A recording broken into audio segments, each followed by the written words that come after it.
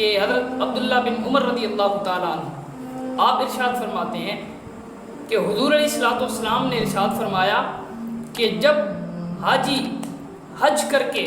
اپنے وطن واپسی آئے تو تمہیں چاہیے کہ تم ان سے سلام کرو، ان سے مصافحہ کرو اور ان سے یہ کہو کہ وہ تمہارے حق میں تمہارے لیے مغفرت کی دعا کریں۔ تو جیسے ہی وہ حاجی تمہارے لیے مغفرت کی دعا کرے گا تو اللہ رب العزت تمہارے تمام گناہ معاف فرما دے گا، لیکن اس کے لیے ضروری یہ ہے، حدیث شریف میں یہ الفاظ موجود ہیں قبل ان يدخل بیتہ، کہ وہ جب دعا کرے